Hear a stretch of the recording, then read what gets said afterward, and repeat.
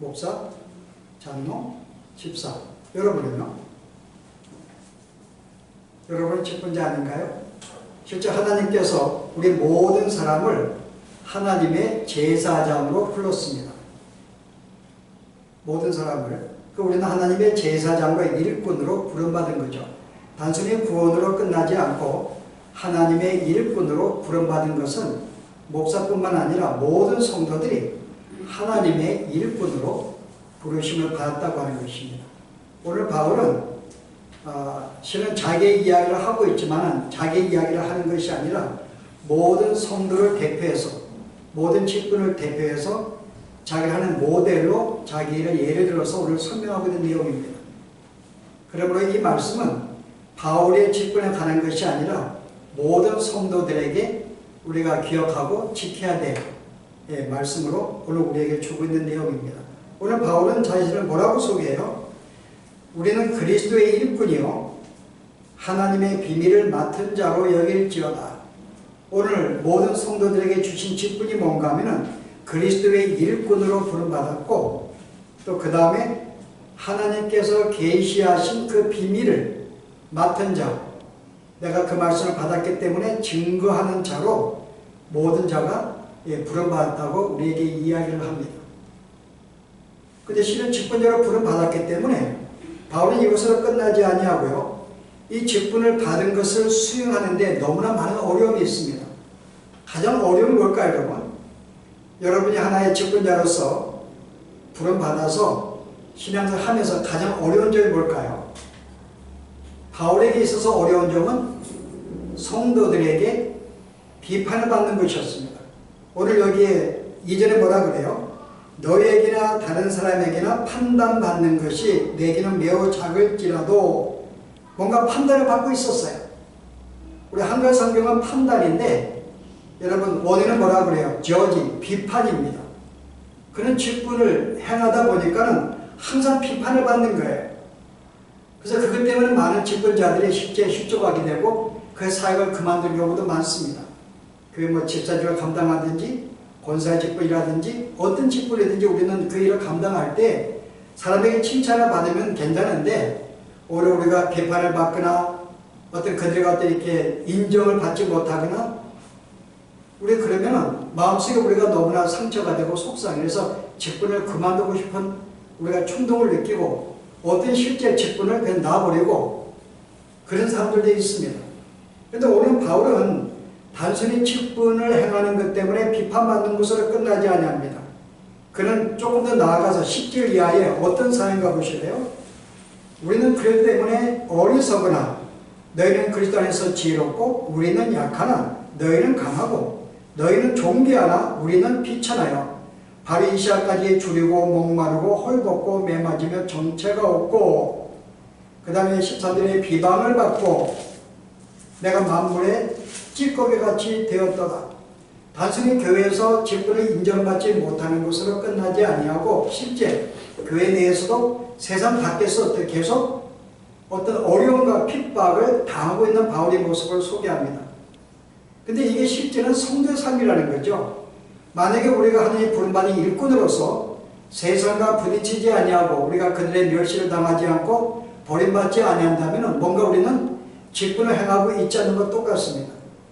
실제 바울이 어려움을 당하고 세상에 핍박을 당하는 것 그가 직분을 행하지 않으면 돼요. 아무것도 안 하면 됩니다. 마찬가지로 성도들도 내가 하나님의 사람으로 일꾼으로 부름받았는데 내가 교회에 아무것도 일하지 않고 세상에서도 아무것도 안 하면 우리는 비판을 받을 이유가 없습니다. 일을 안 하면 꽃배기 깨질 일이 없어요. 그 일을 하다 보면 꽃배기 깨지게 되어 있습니다. 그래서 우리가 실제 비판을 받지 않고 사람들에게 우리가 버림받지 않기 위해서 우리가 그럼 직분을 감당하지 않아야 될 것인가? 이런 문제를 오늘 다루고 있는 거죠. 그래서 모든 성도들이 실제 하나님의 사람으로 살다 보면은 우리가 교회 내에서도 우리 직분을 인정받지 못하고 비판을 받을 것으로 끝나지 않고 역시 세상에서도 우리는 많은 핍박 속에 굶주리고 어렵고 우리 힘을 당할 수가 있다. 우리가 그럴 때 어떤 마음을 가질 것인가? 차라 내가 그만두겠다 할 것인가? 그럴 수 없다는 거죠. 왜냐하면 모든 성도들은 하나님의 제사장으로 일꾼으로 부름받았기 때문에 이 직분은 절대적인 것입니다. 내가 그만두고 내가 하는 성격이 아니에요. 만약에 이 직분이, 이 일이 만약에 나의 일이라면 내가 그만둘 수 있죠. 내가 사업을 하다가 별로 마음에 안 들어요. 그만둘 수 있어요. 근데 오늘 우리가 맡은 이 하나님의 비밀을 맡은 자들의 일은요, 하나님의 일이에요. 우리는 종으로 부름받았기 때문에 내가 내 일을 하는 것이 아닙니다. 하나님의 일을 전해야 되고 우리가 나눠야 될 입장이기 때문에 내가 하고 싶다고 하고 하기 싫다고 안 하는 문제가 아니죠. 그래서 하나님은 우리에게 직분은 절대적인 것이라는 거죠. 근데 내가 그만둘 수가 없어요. 사람에게 인정받지 못해도 그만둘 수가 없는 거죠. 바울이 어떤 것을 인정받지 못했는가요? 바로 10절의 말씀입니다. 우리는 어리석고 약하고 우리는 비천하고. 무슨 말이에요? 실은 사도 바울은 자기가 복음을 증거하는 것 때문에 고린도 교회에서 많은 비판을 받았어요. 어떤 비판이에요? 당시 고린도 교회는 세상의 지혜, 철학에 익숙한 자들이었습니다. 왜냐하면 당시 고린도 교회, 그리스는 뭐예요? 헬라 철학의 문명지였기 때문에 굉장히 헬라의 지혜에 아주 민감한 사람들이죠. 근데 바울은 그가 가는 곳마다 교회에서 절대 세상의 지혜, 세상의 철학을 전하지 않습니다. 그들이 볼 때에는 이게 무식한 거예요. 사도가 어떻게 저 사람은 어리석으냐, 어리석다고 평가하는 거죠. 우리는 복음도 알고 있지만 세상의 모든 지혜도 가지고 있어서 그가 설교 강단에 서가지고 세상의 어떤 지혜도 가르치고 함께 복음을 가르치면 굉장히 지혜로운 자를 인정할 수 있는데 한마디도 성경 외에는 세상의 지혜를, 철학을 이야기하지 않거든요. 그러니까 그들이 볼 때는 어리석은 자가 됐죠. 지럽지 못한 자가 된 거예요. 그리고 뿐만 아니라 또 어떤 일이 있어요? 우리는 약하다 그럽니다. 약해요. 바울은 이 고린도 교회를 섬기면서 보다 많은 사람들의 수를 더하려고 힘을 가하거나 애쓰지 아니합니다. 하나님 보낸 사람들에게 말씀을 증거하니까는 저렇게 어떻게 교회 성장에 어떻게 열정도 없느냐. 그래서 그는 어떤 약하다고 본 거예요. 뭔가 좀 약한 자다. 어떤 리더십도 없고 약하다고 본 거죠. 게다가 또 그는 성경에 보면은 그는 인물도 없는 자였어요. 말도 못한 자입니다. 여러분이 고린도 후서에 가면은 그런 평가가 있잖아요. 제가 한번 간단히 읽어볼게요. 고린도 교회가 바울에 대해서 뭐라 그래요? 그들의 말이, 그의 편지들은 무게가 있고 힘이 있는데 편지를 받아볼 때는 무게와 힘이 있었는데 실제 몸으로 대할 때는 약하고 그 말도 시원찮다니 말도 잘 못한 거예요. 논리적이도 않습니다. 실은 바울의 편지를 보면 논리적이지 않아요. 첫째는 그러고 그 다음에 둘째는 안 나옵니다. 논리적이지도 않고 그 다음에 몸이 굉장히 약했죠. 그 당시 리더상은 군인상이고 말도 이렇게 논리 철학자는 말대로 차려야 되는데 둘 다 이 모든 리더상에서 그는 벗어났죠. 그래서 뭐라 그래요? 그는 참 말도 시원찮게 하고 몸도 약하고 어떻게 그 사람이 리더가 될 수 있느냐. 뿐만 아니라 바울은 한 곳에 머무르지 않습니다. 여기서 복음을 증거하다가 그 다음에 계속 옮겨 다니니까는 계속 옮겨 다니는 삶에서 뭐라고 평가해요? 뭔가 좀 이렇게 뭔가 자신감이 없는, 한 쪽에 계속 복음을 증거하면 그 사람이 뭔가 좀 이렇게 듬직한데 계속 옮겨 다니니까는 이게 하다 부딪혀가지고 옮긴 것으로 알고 뭔가 국가를 견디지 못한 것으로 알고, 그래서 실은 사람들의 평가가 바울에 대해서는 굉장히 어리석고 약하고 미천하고, 그래서 그는 오히려 이 종과 같은 뭔가 못난 자라는 그런 비판을 받게 되었던 거죠. 근데 바울은 뭐라 그래요? 너희가 나에게 그런 평가를 한다 할지라도 나는 그런 모든 판단에 대해서는 별로 신경을 쓰지 않겠다. 왜냐하면 그것은 하나님의 일이기 때문에 그가 하는 일은 하나님께만 인정받으면 되는 거예요.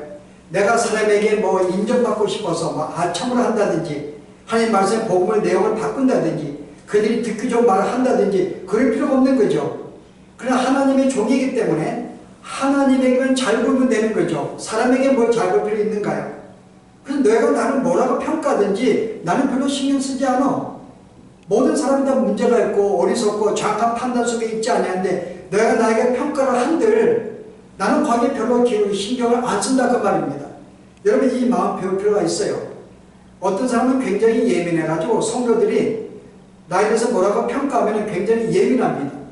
긍정적인 평가하면 나는 기분이 좋을 수가 있는데 부정적으로 뭐 믿음이 없다든지 왜 이렇게 설치하느니 직분을 맡았는데 왜 그 직분에 해가 있다든지 이런 말 들으면요 굉장히 거기에 신경을 쓰이고 만나고 싶지 않은 사람들이야.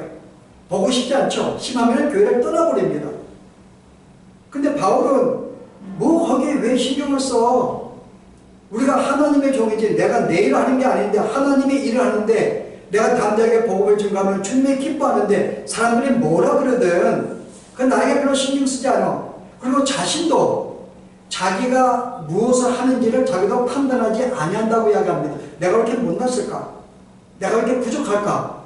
하나님만이 아시는 거죠. 나는 최선을 다하지만 하나님 보시기에 부족할 수도 있어요. 나는 부족하다고 할 수 있지만 하나님 볼 때는 만족하다 할 수 있거든요. 그러면 심지어 자신도 내가 믿음 가운데 사는지 내가 충성하는 자기도 판단하지 않겠다 그럽니다. 그냥 단순히 나에게 주어진 이 직분, 복음을 증거하는 것, 말씀을 나누는 것, 여기에 그냥 충실할 뿐이지. 오늘 뭐라 그래요? 맡긴 자에게 구할 것은 충성이라고 합니다. 내가 뭐라고 평가를 받든지 내가 이 직분을 굳건하게 해가서 앞으로 나아가는 이 자체가 하나님이 원하시는 것이고 바로 이 일을 감당하는 게 충성이라는 거죠. 우리에게 원하는 건 충성이라는 거예요. 근데 우리는 이 하다 보면은 우리의 직분을 소홀히 여기기도 하고 또 평가를 받으면은 이 직분을 우리가 좀 멀리 하기도 하고 별로 우리는 이 직분을 충성하지 못해요. 사람들이 뭐라 하면 안 하면 되지. 그럼 누가 나보고 너 너무 나서는 것 같다 그러면 뭐예요? 그럼 안 나서면 되지. 근데 실제는 뭔가 하면은 성도가 그럴 수가 있냐 그 말이에요. 비판을 받는다고 야 그러면 바울이 내가 복음을 증거하는데 너 듣기 싫어? 그럼 우리가 나오지 마. 그래서 답변을 우리가 이렇게 답변할 수가 있어요. 근데 믿는 성도는 그렇게도 못해요. 왜냐하면 우리는 덕을 세워야 되니까는 그들이 나에게 뭐라고 부정적으로 평가하든지 간에 나는 내 일에 충성해야 되는 것이 하나님의 일에. 그리고 나는 최선을 다해야 되는 거예요. 그들이 뭐라 하든 나는 오히려 그들에게 오히려 상처 주지 아니하도록 덕을 세우도록 계속 나는 사랑을 품어야 되고 용납해야 되고. 그러니까 지금 우리가 바울의 입장에 보면 얼마나 속상하겠냐고요. 자기는 실은 복음을 증거하는데 부정의 비평을 받으니까는 그만둘 수도 없고 사람은 비평을 하고 그 마음이 굉장히 속이 타는 거죠. 그런데도 믿는 성도는 최선을 다해야 되거든요. 하나님의 사람으로서 우리는 늘 우리가 용서해야 되고 인내해야 되고 용납해야 되고 더불어 나가야 되고 사랑을 품어야 되고. 여러분 그런 의미에서 믿는 이 성도의 신앙생활은 여러분 결코 쉽지가 않습니다. 하나님이 일을 하기 때문에 쉽지가 않는 거죠. 차라리 내일 같으면 당장 그만두고 할 텐데 하나님이 일을 맡겼는데 어떻게 일을 우리가 충성하지 않겠냐 그 말입니다. 그래서 실제 믿는 성도들에게는 여러분 이 일이 결코 쉽지 않다는 것. 조금 더 심하게 이야기하면요. 주의 일을 감당하는 굉장히 큰 부담감이 있습니다. 예를 들어서 부부가 삽니다. 우리가 결혼할 때 우리는 세상의 짐을 어떻게 한다고 그래요? 부부들은 짐을 나눈다고 그래요. 반반씩 나눈다고 생각합니다. 남편과 아내가. 여러분 그러면 부부 관계는 깨어집니다. 부부 삶은 나누는 거 아니에요. 여러분. 남자의 몫이 있고 여자의 몫이 있습니다. 어떻게 그 몫을 나눌 수 있냐고요. 부부의 생활은 내가 내 몫을 감당하면서 부부이기 때문에 아내의 몫도 내가 감당해야 되는 거예요. 부인도 마찬가지죠. 내가 아내의 몫을 내가 감당하면서 남편의 몫도 감당하는 게 여러분 이게 부부입니다. 여러분 아시는가요? 부부는 집을 반반 나누는 게 아니에요. 내가 하는 살림도 반 나누고 네가 하는 내가 반 나누고 그게 아니라 실제 내 일 감당하고 상대방의 부부의 일도 감당하는 몫이 두 개죠. 만약에 제가 볼 때 조금 더 이거를 발전시키면요. 실제 부부에게는 세 가지 두 개의 몫이 아니라 세 개의 몫이라고 생각을 해요. 왜냐하면 내가 내 일을 감당하고 부인의 일을 감당하는데 그냥 부인이 말을 듣는가요 여러분? 남편이 말을 듣는가요? 속색일 때가 있어요. 뜻이 안 맞을 때가 있습니다. 그 뜻을 안 맞는 것까지 함께 이야기하고 설득하고 나가려고 그러면요. 제가 볼 때 몫은 세 개라고 봐요.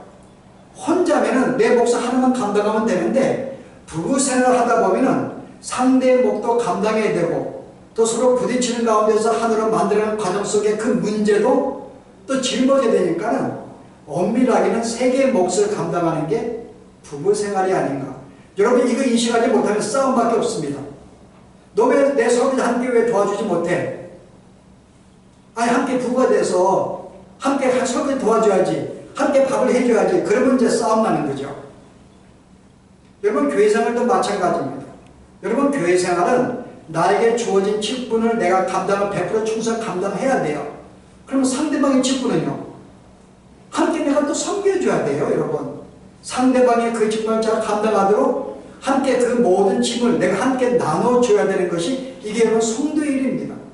그래서 성도의 이 삶이 여러분 쉽지 않는 거예요. 내 몫만 내 직분만 감당하는 게 아니라 성도들이 그 직분을 잘 감당하고 있는지 부족하면 내가 위해서 기도해주고 내가 함께 위로해주고 격려하고 부족하면 내가 채워주면서 나가기 때문에 실제는 내가 이 교회 생활은 두 개의 몫을 가지고 있고 부부를 비교한다면요 실제 세 개죠.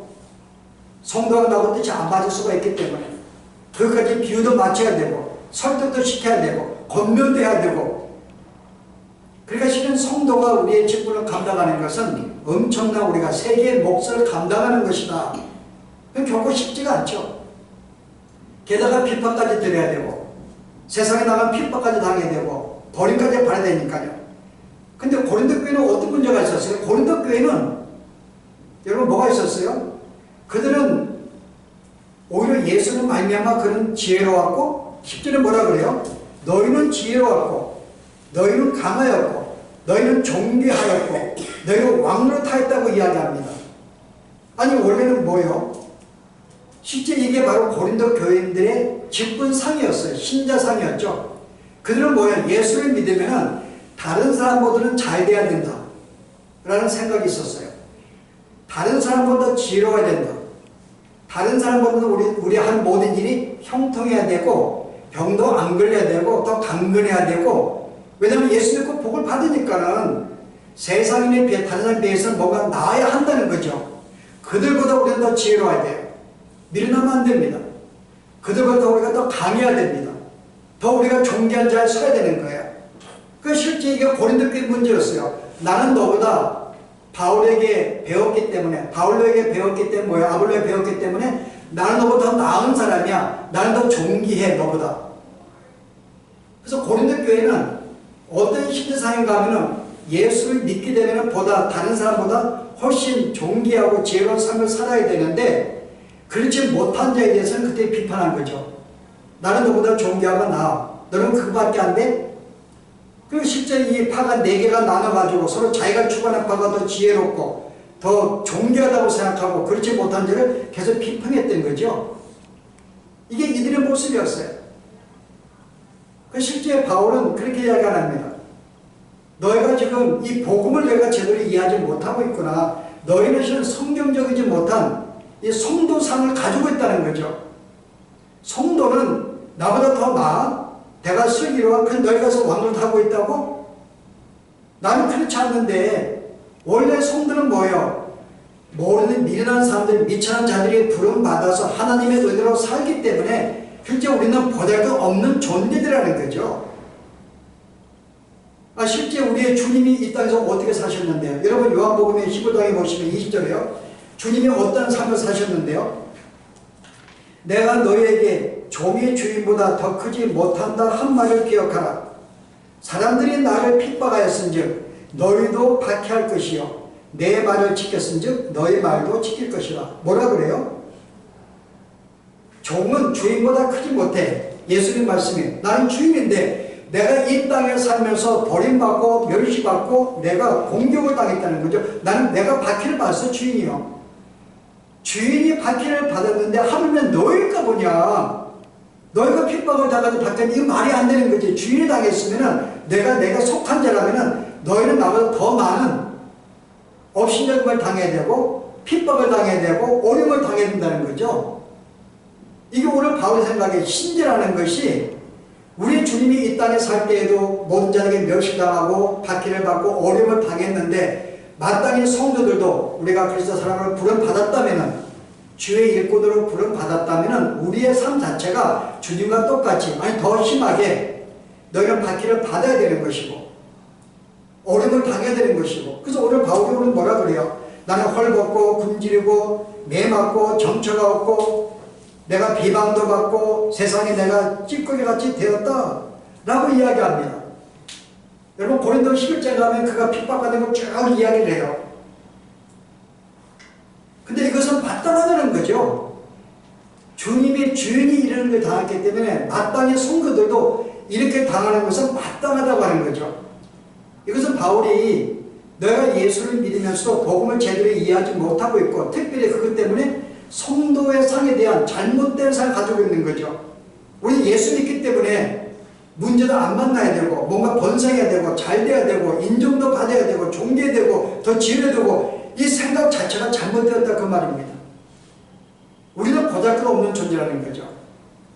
그런 존재인데 마땅히 너희가 멸시를 받는 것 당연하지 않느냐라고 이야기하는 거죠. 그래서 받아고 살라고 하는 것입니다. 근데 고린도 교회는 많은 사람들이 뭐가 문제였는 거예요? 나는 너보다 낫다고 하는 거죠. 더 존귀하다는 거죠. 그래서 그런 존귀한 자가 되려고 그들은 예를 썼고 존귀하지 않는 자에 대해서는 멸시했던 거죠. 그래서 바울을 볼 때 고린도 교회가 뭐라고 그래요? 아니 성들도 이렇게 존귀하고 복을 받고 있는데 하물며 사도가 더 놀라운 축복을 받아야지 사도가. 근데 너는 어떻게 우리가 더 형편없냐 그 말입니다. 더 지혜롭지도 못하고 더 약하고 더 미천하고 더 핍박을 받고 하나님보다 풀리지도 않고 모든 자에게 버림받고. 그러니까 그들은 우리는 바울에 대해서 나는 너희를 사도로 인정하지 못하겠다는 거죠. 고린도 교회를 인정하지 못하겠다고 이야기하는 것입니다. 우리 인정할 수 없어. 근데 바울이 실은 그렇게 이야기하면서 우리는 실은 오히려 바른 삶을 가지고 어려움을 당하게 되어 있는데 오히려 그 자기는 바울은 뭐라고 하나 이것을 나는 기뻐하고 자랑한다고 이야기합니다. 고린도 교회를 비판하지만은 자기는 기뻐하고 자랑한다 그래요. 왜요? 한번 예를 보실래요? 고린도후서 보실래요? 고린도 아까 제가 읽었던 10장 10절 말씀에 그들의 말이 그의 편지들은 무게가 있고 힘은 있으나 그가 몸으로 대할 때는 약하고 그 말이 시원찮다니. 고린도 교회가 바울의 글을 볼 때마다 만나고 싶었어요. 그러니까 바울이 이제 1년 6개월 먹으면서 복음을 증거한 이후로 떠났기 때문에 그 위에 온 사람들이 바울에 대해서 뭔가 동경하는 마음이 있습니다. 보고 싶었어요. 그래서 바울이 이제 그 교회를 갔습니다. 드디어. 근데 막상 몸을 보고 속여 보니까는 너무나 형편없는 거죠.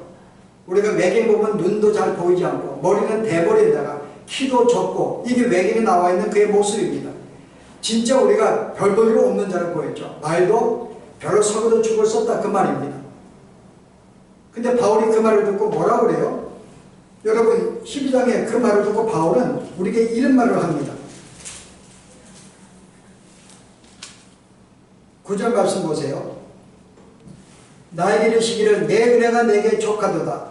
이는 내 능력이 약한 데서 온전하게 짐이라 하신지라. 그러므로 도리어 크게 기뻐함으로 나의 여러 약한 것들에 대하여 자랑하리니 이는 그리스도의 능력이 내게 머물게 하려 함이라.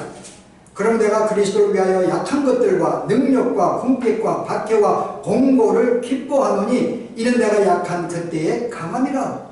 바울은 오히려 고린도 교인들에게 비판을 받고 사람들에게 이렇게 평가, 박해를 받는 것을 기뻐한다고 이야기하는 거죠. 나는 오히려 기뻐. 여러분 기뻐할 수 있을까요, 여러분? 우리가 교회에서 봉사하다 보면 여러분 비평을 들으면 기뻐할 수 있을까요? 근데 바울은 너무나 기쁘다는 거죠. 자, 그 이유가 뭘까요?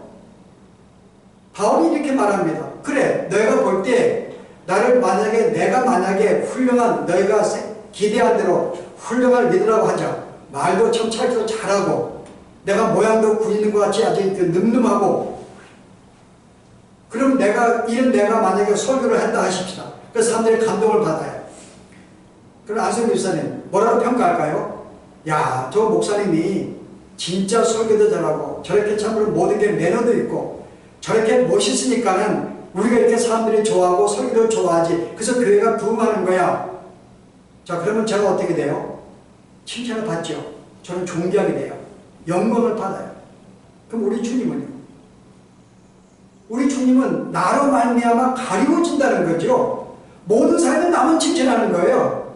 나만 좋다고 그럽니다. 근데 우리 주님은 아무도 그렇지 주님에 대해서 영광을 돌리지 않습니다. 나에게만 영광을 돌리죠. 그런데 만약에 너희가 본 대로 어때요? 내가 이렇게 못나서 말도 못해. 내가 가는 곳마다 그런데 내가 가는 곳마다 교회가 세워지고 능력이 나타납니다. 그럼 요래 뭐가 평가요? 야, 우리가 볼 때 바울은 말도 못하고 설교도 죽을 쓰고 외모도 그런데 어떻게 가는 곳마다 능력이 나타날까? 어떻게 설교했던 사람들의 감동을 받을까? 그러면 이것은 바울의 힘이 아니야. 하나님이 그와 함께 하셔서 하나님의 능력으로 그거를 감당하는 거야 라고 평가할 게 아니냐. 그러면 누가 영광을 받아요? 그럼 우리 주님이 영광을 받지. 나는 비록 영광을 받지 못해 우리 주님이 우리 영광을 받으시는데 왜 내가 기뻐하지 않겠냐고 이야기하는 거예요. 그래서 오히려 성도들이 내가 똑똑하고 내가 잘나고 내가 일을 하면은 내가 그들에게 인정을 받지만은 나로 말미암아 주님은 가리워지지만요. 우리가 겸손하게 못나고 핍박을 받고 그런 가운데서도 충성되게 일을 하다 보면 어때요? 교회가 아름답게 세워지고 성장합니다. 그런 사람들은 나에 대해서 굉장히 평가 안 해요. 저 사람 참 형편없는데 하나님의 도우심이 있고 함께 하시는가 보다. 오늘 나의 못난 모습이 하나님이 영광을 받으시고 그가 존귀하게 되기 때문에 왜 내가 기뻐하지 않냐고 하는 거죠. 이게 바울의 성도상이었어요. 여러분. 이게 신앙생활의 모습입니다. 우리는 이 땅에 살면서 내가 세상에 살면서 교회를 살면서 내가 인정을 받기를 원해요. 근데 내가 인정받지 못하면 낙심하고 실망하고 떠나기도 합니다. 근데 바울은 거의 개의치 않아요. 나는 그들에게 참으로 멸시를 받고 천대를 받고 그래도 나는 후회했습니다. 상관이 않겠다는 거죠. 오히려 나로 말미암아 주님이 영광을 받으신다면 그래서 주님이 영광을 받으시기 위해서 나를 약하게 만들었다는 거예요. 그래서 하나님 부르심을 보라. 똑똑한 자가 많지 않고 부한 자가 많지 않다는 거죠. 만약에 똑똑한 자와 부한 자와 잘난 자를 불렀으면 그들이 그로 말미암아 교회가 성장하면요 그들이 영광을 받지만 하나님 뭐예요? 너의 부르심을 보라. 잘난 자가 많지 않다. 부한 자가 많지 않아. 말할 자녀가 많지 않아. 그 이유는 뭐야? 아무도 자랑하지 못하게 합니다. 어느 누구도 자랑하지 못하게 하며 하나님만이 영광 받으시기 위해서 부름받은 모든 성도들은 보잘것없는 자들을 불러서 그들을 통한 하나님이 역사하시기 때문에 하나님이 영광을 받으시는 거죠. 그래서 믿는 성도들은 그런 자들로 부름받았고 세상에서 마땅히 업신여김 당하고 보잘것없는 여김 당하는 것은 당연한 것이고요. 그러나 그거로 말미암아 우리 주님은 영광 받으신다는 거죠. 이게 직분상이었어요. 그런데 고린도 교회는 바로 이런 어떤 이 신자상에 대해서 바른 개념이 없었기 때문에 마땅히 성도가 되면 내가 일하는 거 교회들의 인정도 받아야 되고 칭찬받아야 되고 이런 모든 뭔가 만사가 번성을 해야 되고 하나님보다 풀려야 되고 축복을 받아야 되고 이런 개념이 있기 때문에 그렇게 안 되는 사람은 뭔가 믿음이 없는 사람이고 그렇게 되는 사람은 뭔가 믿음이 있는 사람이고 이런 잘못된 생각한다는 거죠. 그래서 우리가 어려움을 당하면 굉장히 교인들이 실족을 해요. 누가 비평을 들으면 실족합니다. 오히려 그게 너의 기쁨이고 주님이 기뻐한다는 거죠.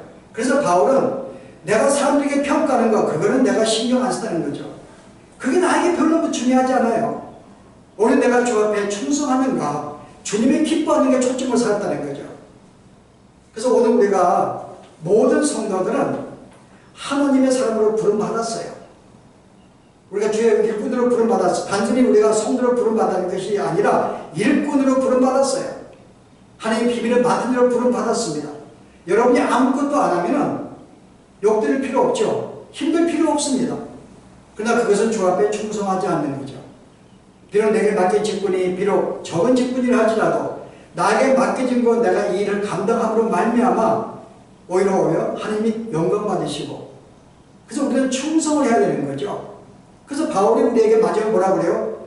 우리는 누가 낫느냐 누가 못하느냐 교회에서 누가 축복을 그런 문제가 아니라 오늘 이런 8절인가요? 뭐라고 이야기해요?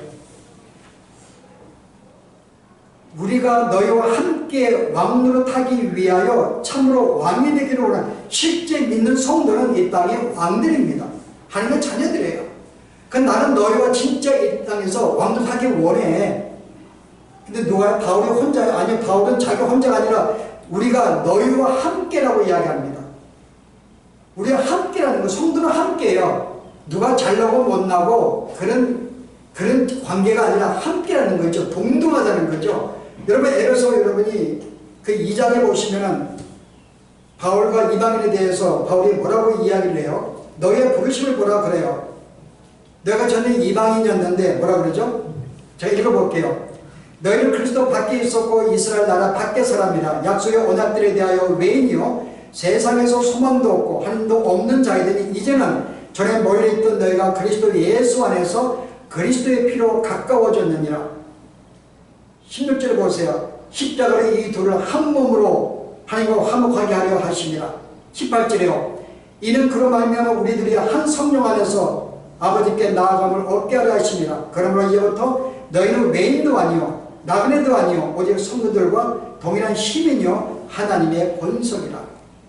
나는 이런 목사고 너는 성도고 나는 집사고 내가 너보다 잘났고 열심히 있고 그럼 우리가 어떤 그런 계급의 차이가 아니라 우리는 하나님 안에서 이제는 전혀 어떤 상관없이 하나의 성부로 부름받아서 동등한 하나님의 사람이기 때문에 함께 나아가는 존재라는 거죠. 누가 낫고 못한 존재가 아니라 함께 위로하고 함께 격려하고 함께 인정해주고 함께 존중해주고 우리가 그러면서 하나님의 사람으로 우리에게 주어진 직분, 여러분은 하나님의 제사장으로 일꾼으로 부름받은 자입니다. 제사장의 직분은 여러분 뭘까요? 세상을 중재하는 것입니다. 하나님이 이스라엘 백성들을 출애굽한 다음에 불렀어요. 애굽에서 불러낸 다음에 주신 첫 번째 말씀 뭔지 아세요? 여러분 19장에 보세요. 이스라엘 백성에게 뭐라고 말씀했는지. 19장 6절에 보세요. 너희는 내게 속하여 제사장 나라가 되며 거룩한 백성이 되리라. 자, 이스라엘 백성을 애굽에서 불러내어서 그들이 하는 말 첫 번째 말씀은 너희는 내 소유다. 너는 나의 것이야. 너는 나의 제사장이 될 것이야 라고 불렀습니다. 이스라엘 백성들이 이 말씀을 오해했어요. 아, 우리는 세상에 많은 자들 가운데 우리가 선택돼서 부름받아서 우리는 선민이야. 우리는 주의 축복된 백성이야. 모든 이방인들은 선택받지 못한 버림받은 자들, 못난 자들이지. 그래서 개같이 여겼어요, 이방인들을요. 자기들은 선민을 생각했어요. 근데 하나님은 그들을 뭐라고 했어요? 내가 너희를 제사장으로 불렀다는 거죠. 제사장의 역할은 중재하는 역할입니다. 사람들한테 모든 죄들을 내가 그들을 중재해서 주 앞에 용서를 구하고 내가 대신 중재하는 역할로 내가 너를 불렀다는 거죠. 내가 너를 통하여 세상의 모든 죄를 내가 중재해. 그들을 나에게 인도해. 내가 그래서 너를 부른 거야. 그 이스라엘 백성은 하나님의 제사장을 부름 받았는데 이걸 이해하지 못하고 자기들만 선택을 받아 선민이 생각하고 자기들 우쭐하고 교만했죠.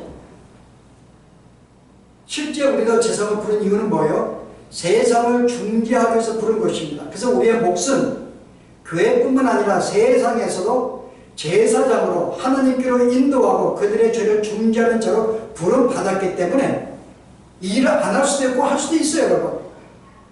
근데 이 직분은 너무나 중요하고 너무나 절대적입니다. 그 여러분의 부르심이 가벼운 부르심이 아니라는 거죠.